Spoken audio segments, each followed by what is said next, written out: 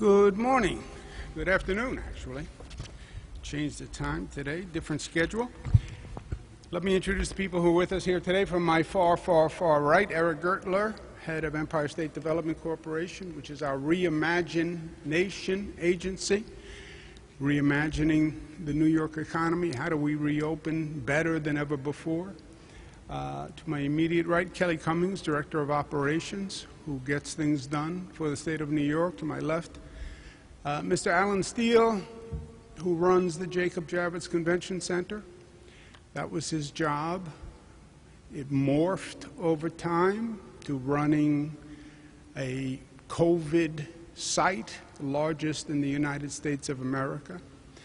You don't expect that to happen when you sign up for a position to run a convention center, but that's what we needed the convention center to do, and that's what Alan and his team did. Brilliantly, I might add. Let's talk about where we are today, because it's exciting. We are physically in the Jacob Javits Convention Center, which was a great vision by the state of New York. It was one of the projects that was done to bring the economy back as an economic magnet for New York State. It did that very well for a long time. But convention centers, like everything else, evolve, they grow, and we therefore had to reimagine the Javits Center. But Javits morphed, and Javits in many ways became ground zero for COVID.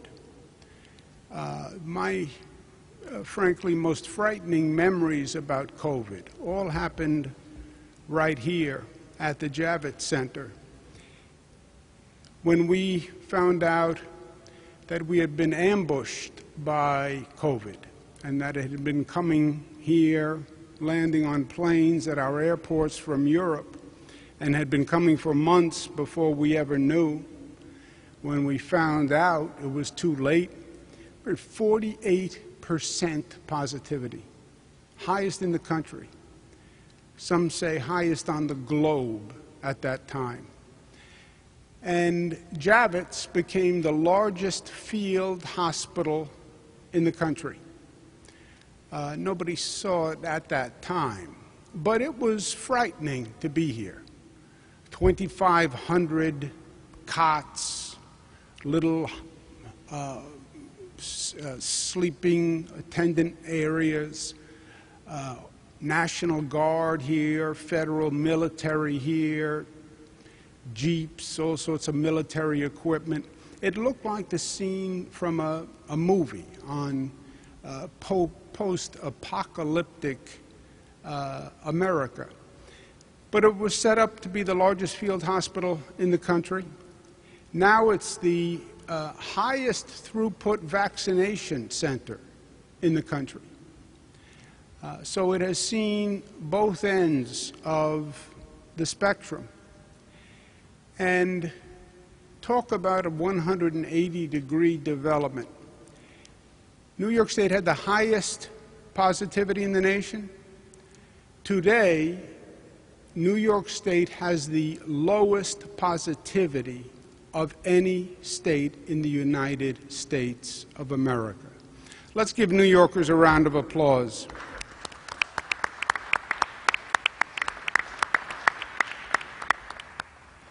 This is the 7-day positivity, the weekly positivity.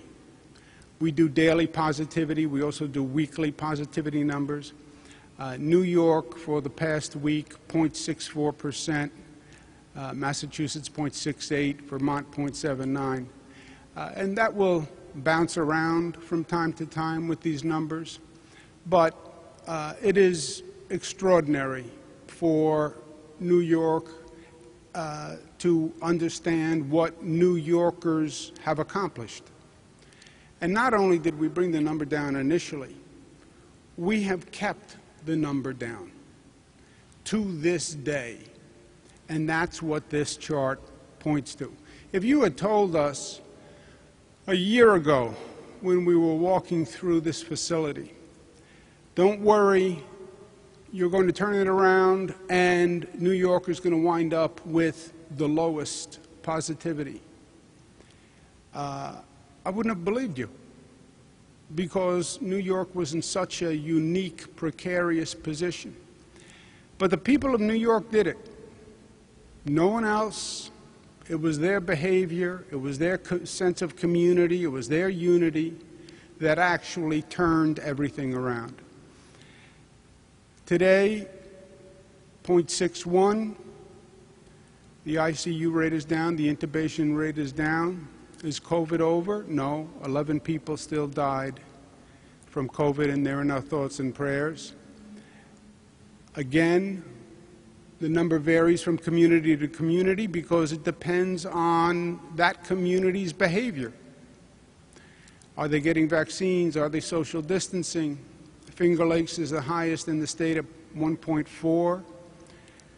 You go down to 0.56, 0.50, but you see the variance across the state. In New York City, you see the variance, Staten Island at 0.7. Manhattan, 0.35. It's always been extraordinary how low Manhattan is. Manhattan has been the lowest positivity in the city for many weeks, and it's hard to explain why. Manhattan probably is the highest density, but it's something that we're studying for the future. You see the 0.64 is 58 straight days of decline. Vaccinations, we're at 19 million, 65% at least one dose. That's very good news. And we have a very high percentage of people who come back for the second dose. The conversion rate from first dose to second dose is about 97, 98%. So that's good news. 57% fully vaccinated. So we're making incredible progress. We have a lot to be proud of. But we have more to do. Priority remains get shots in arms. Focus for us now, 12 to 17-year-olds, at 9% of the population. Why are they so low? Because first, they weren't eligible for the vaccine until fairly recently. All our messaging has been young people don't need to worry about it. It's the older people who should be really concerned. But that's changed. The federal government now made the vaccine eligible for 12 to 17-year-olds, and we're working very hard to get them interested in taking the vaccine. It's smart, it's right, there's very little risk. So we're focusing on that population. One of the things we did, because the vaccination rate overall is dropping, so we have incentives for people to get vaccinated. And we offered a great incentive for people who are between 12 to 17. Come and get a vaccination, which you should do anyway, and you will be eligible for a raffle. The winners get a full 4-year scholarship to a state college or university. Full 4-year scholarship. 10 winners per week. And it runs through July 7th. Since we announced that, 45,000 young people have come up and gotten a vaccine. Today, we announced the first 10 winners, and here you see them. They're located all across the state, obviously. We have a number in New York City, but it's from Victor, New York, Bronx, Bayside, Albany, Chazy, Westbury, Penfield, Westchester, Syracuse, Queens. Congratulations to them. They just won a full 4-year scholarship, room and board, to any state college or university. That's the SUNY system, that's the CUNY system here in New York. This is about a $100,000 value, this scholarship.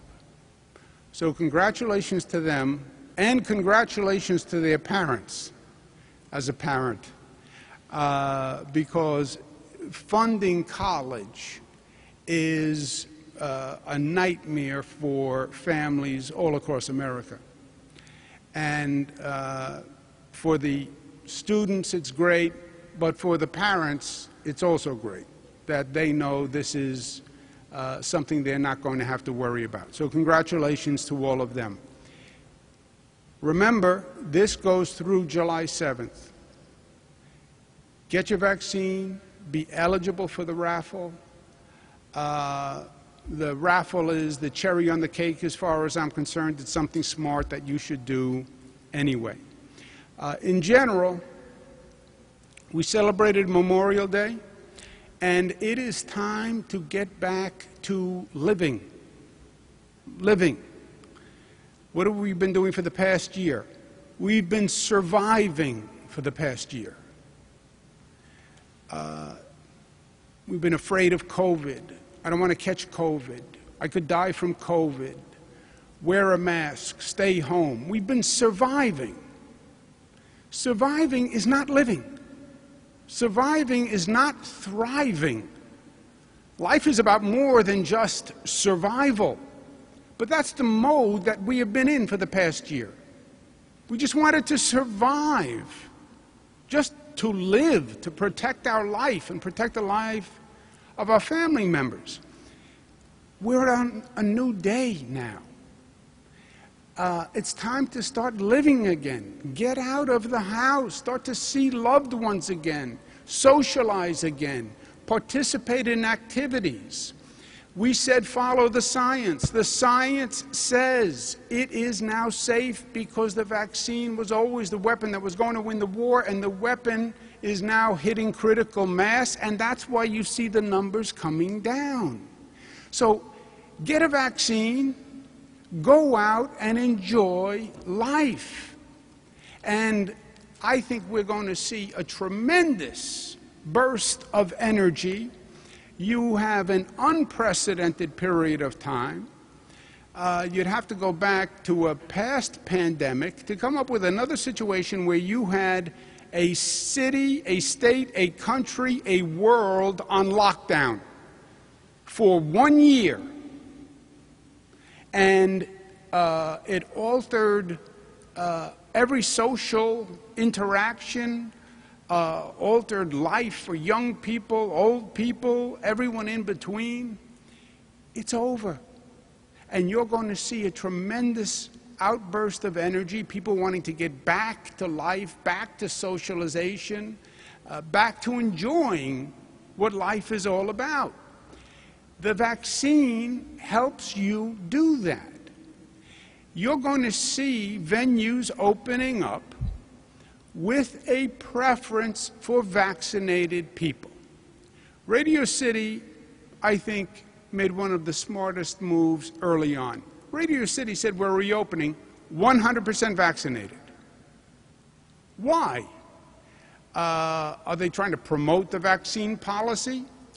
No, they're not in the vaccine policy business. I believe they believe the vaccine is smart, but from a venue's point of view, they want to maximize attendance. If you have vaccinated people come into the venue, there's two things. Number one, it helps you sell tickets. Because when you can tell everyone, don't worry, the person you're sitting next to is going to be vaccinated. So you know they're not carrying the virus. Secondly, by the reopening rules, if you're vaccinated, you can seat people one next to another. If people are not vaccinated, you have to socially distance. You have to leave seats in between. That reduces the capacity for the venue. The venue wants a full venue. They want the revenue from a full venue. The entertainer wants a full venue. The sports team wants a full venue. So you will see more and more venues moving to more and more vaccinations. The vaccination card that you get, this opens doors and allows you to participate in life in a way you are going to want to do. You're going to want to go to Radio City Music Hall.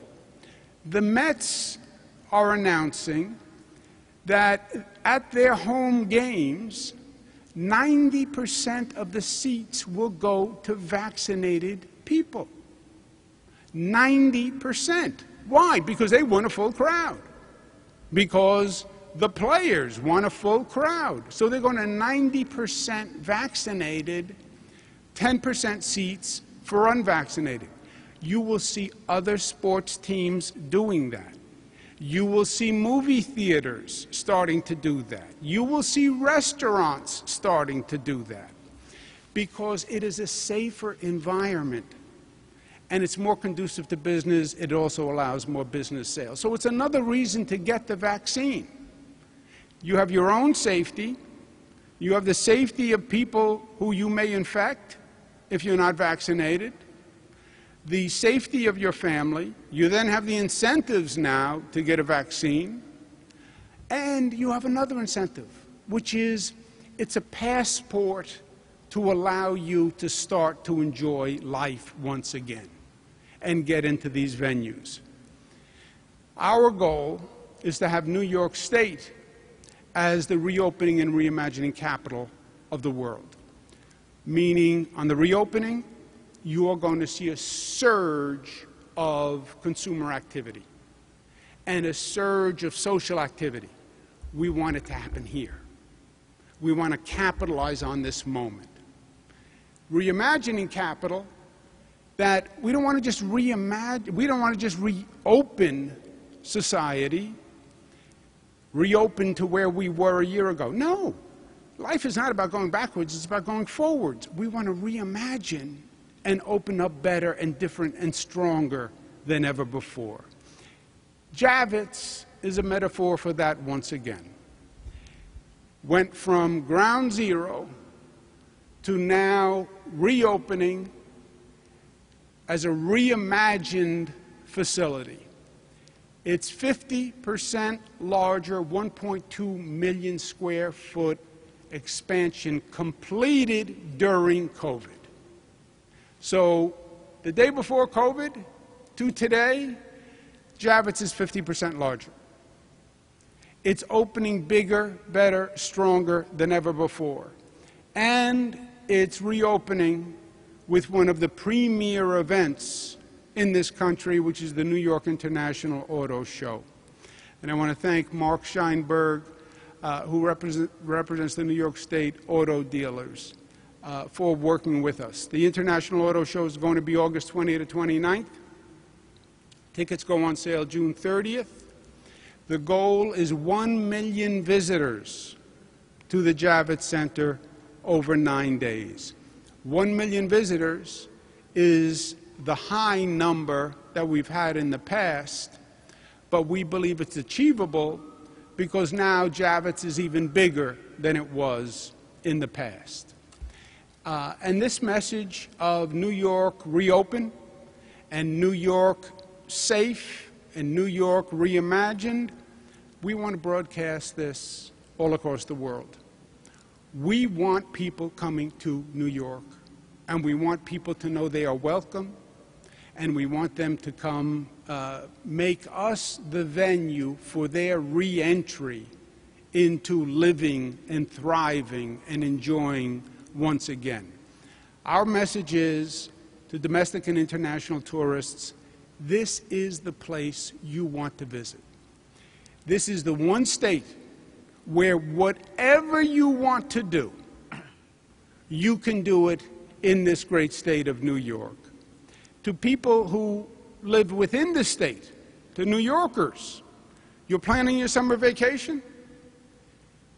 Forget traveling, forget getting on a plane, going to Europe where you still have COVID infection rates that are much higher than the United States. Stay in New York. This state has anything you could possibly want to do, and staying in New York and vacationing in New York is smart and it is safe. You know this state is responsible when it comes to handling COVID. So if you want a vacation and you don't want to have to worry about COVID, vacation in the state of New York. Downstate New York, New York City, you think of New York City as New York. Upstate, they think of upstate as New York. You put the two together. Upstate New York has the most beautiful rural areas. It has the Adirondacks, it has the Finger Lakes, it has wineries. You can bike, you can fish, you can hike, as well as you can anywhere else in the United States. You can go to Long Island that has beaches and vineyards that are remarkable and rival anything anywhere on the globe.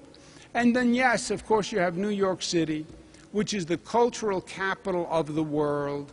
We're reopening the museums that people have missed for the past year, the greatest restaurants and the greatest diversity on the globe, the greatest history and history in this city that tells the tale of the nation, literally, as well as sports, that is, sports teams that are reopening and that are doing great. The Islanders are doing fantastic. The Knicks, big game tonight. Go Knicks. The Nets are doing great. The Islanders are doing great. And tourism is also a big business for our bottom line. 2019, it was $265 million visitors.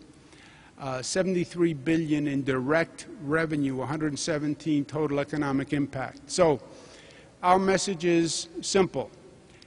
It's time to re-enter society. It's time to reopen. It's time to reimagine. There's no place better to do that than the state of New York. We want any tourists this year considering a vacation, put New York at the top of the list because we want you here.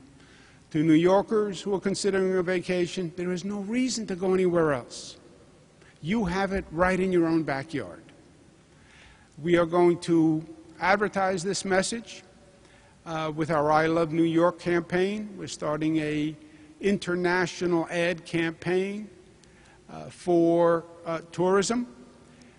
New York is back, and New York is the best, and we want people to be part of it. Our Phase 1 advertising plan is $5 million. It's being run by ESD, and you will see a sample of the downstate ad that is going to run. Start spreading the news. I'm leaving today. I wanna be a part of it. New York, New York. It's up to you. New York, New York, New York.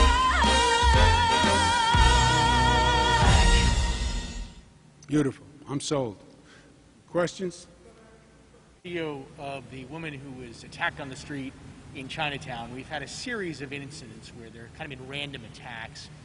I'm curious if you think that the bail law needs to be revisited in any way. Should there be, for example, a dangerous standard? This individual who was arrested had several arrests over the last few months. You know, I think it is, crime in New York City is a major problem.